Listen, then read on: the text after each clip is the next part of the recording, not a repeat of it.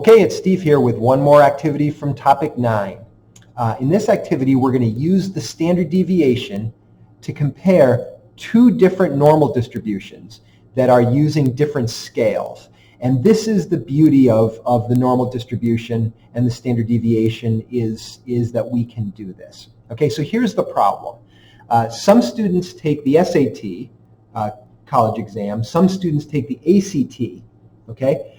And among college applicants that take the SAT, scores have a mean of 1,500 and a standard deviation of 240. And among college applicants who take the ACT, scores have a mean of 21 and a standard deviation of 6.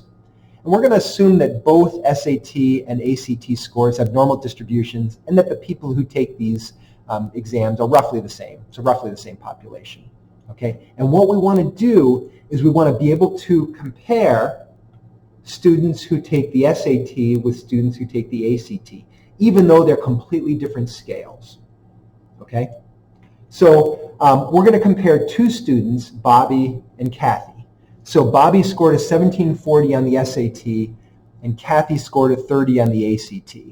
Okay? And I want to be able to, I'm wondering who did better on their exam, Bobby or Kathy. Well, Bobby scored 1740 and Kathy scored 30.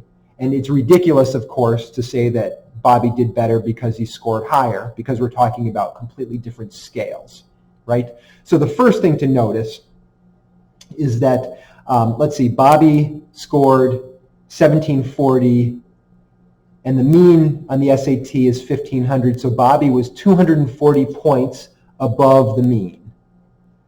Kathy, on the other hand, scored 30 on the ACT, and the mean was 21.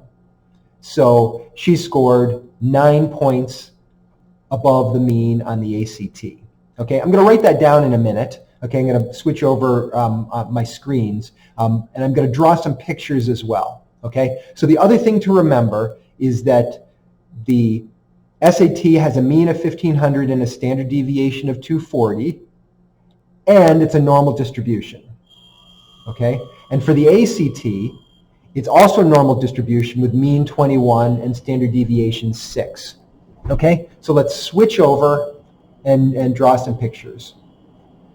And I apologize for the background noise.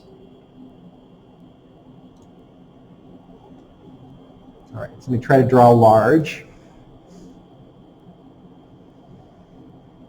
Okay, so there's our SAT distribution. It's normal. Okay, the mean is 1,500.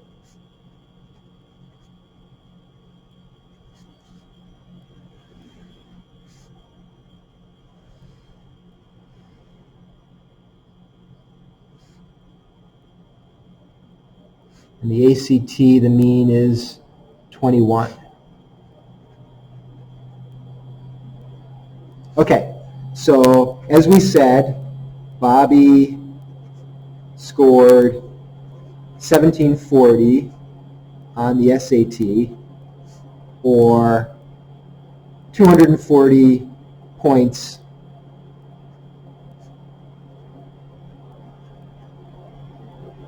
above the mean. Kathy scored 30 on the ACT, or 9 points above the mean.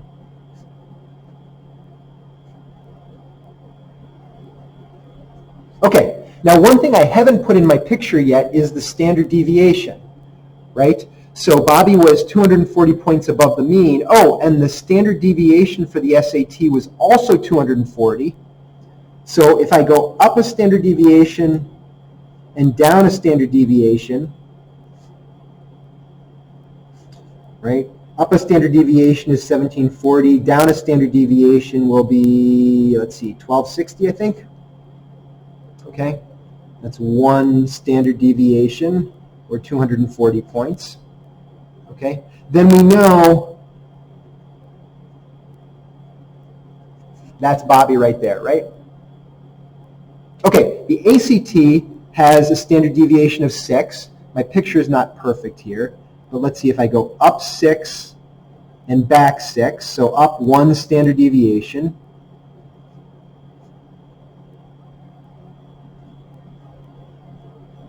right? Going up one standard deviation takes me to 27. I go down a standard deviation, that takes me to 15, okay? Whereas Kathy, she scored a 30, so she's up here. Okay. Why does that matter? Okay, well, think about our empirical rule, right? So the empirical rule says that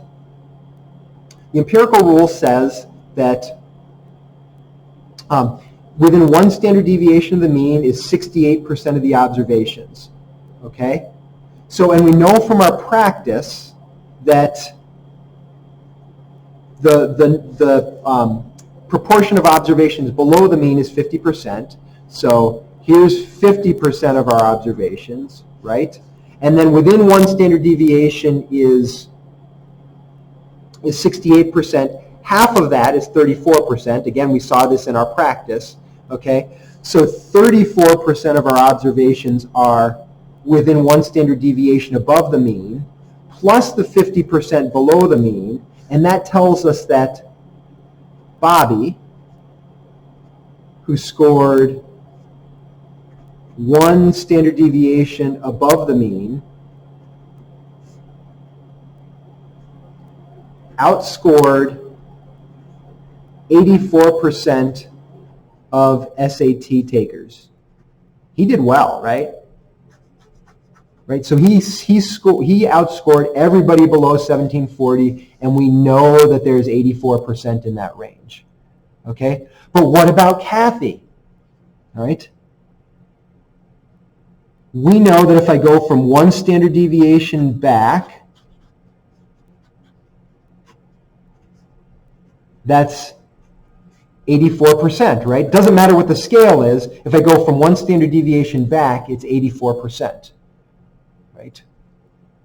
Okay, but Kathy scored better than that, so she outscored more than 84% of ACT takers, right? In other words, Kathy did better on the ACT than Bobby did on the SAT. They both did well, but Kathy did better, okay? Now, I don't have an empirical rule for Kathy, okay? If I look at Kathy, let's see, she's more than one standard deviation above the mean. If I go 2 standard deviations, that takes me up to 33, okay? So she's less than 2 standard deviations above the mean, but she's more than one. I don't have an empirical rule to figure out exactly what percent she outscored, but we know she did better than 84% for sure, okay?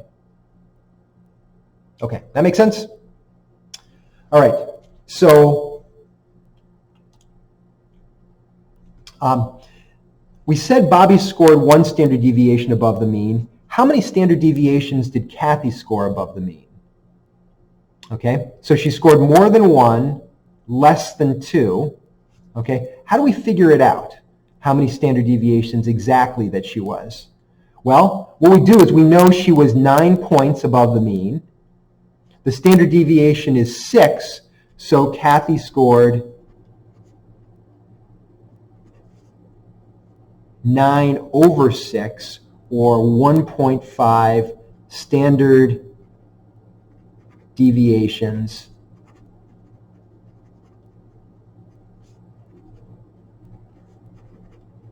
above the mean. Okay, we call that her z-score.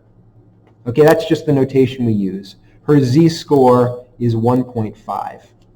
Okay, so your z-score measures how many standard deviations you are either above or below the mean.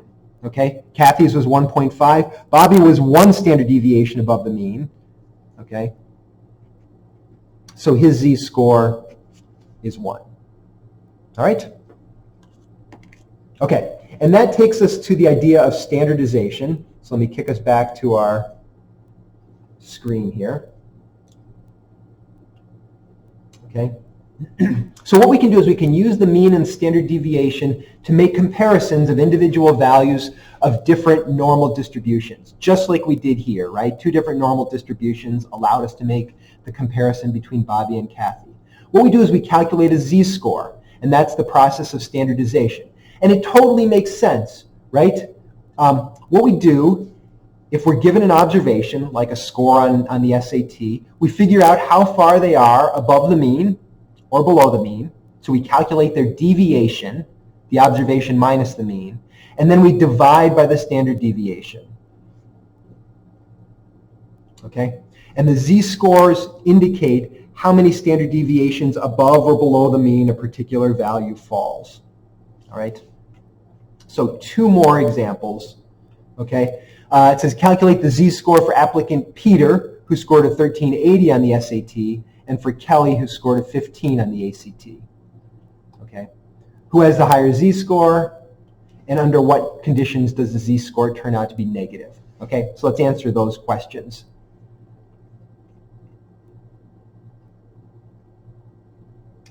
So back to our screen, our picture here. Okay? So let's do Peter scored a 1380. Okay, so Peter's in here, right? All right, so where is he? He's below the mean, so we'll calculate his z-score. So it's 1380 minus 1500. So I do the observation minus the mean over the standard deviation. Okay, so if I do 1380 minus 1500, that's negative 120. Okay, that means he was 120 points below the mean. I divide that by the standard deviation of 240, and I get negative 0.5. Okay, so Peter was a half of a standard deviation below the mean. All right. And how about Kelly?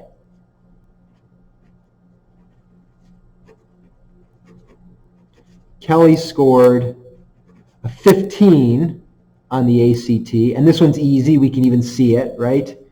There's Kelly. Right?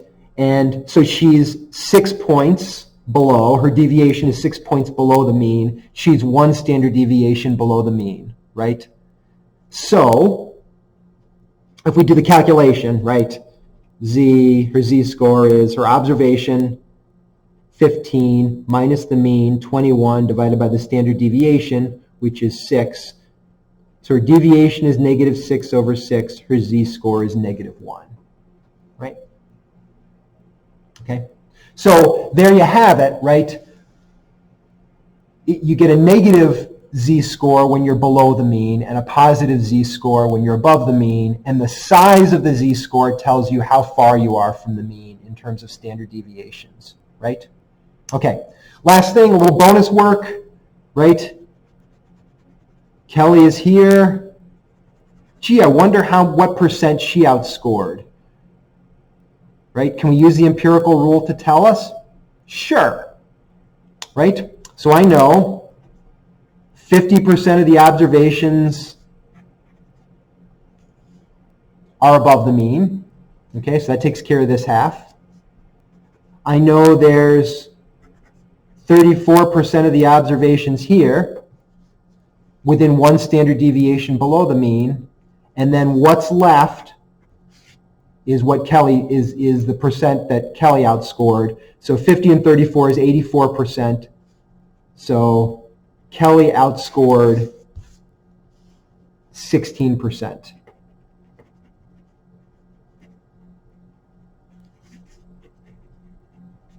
Of ACT takers. Okay? Peter was not as far down. Okay? So he outscored more than 16% of ACT takers, but he's not at a nice spot for me to be able to use an empirical rule, so I can't tell you, right now, I can't tell you yet the percent that he outscored. We'll be able to do that down the road, but for now, that's a good place to quit.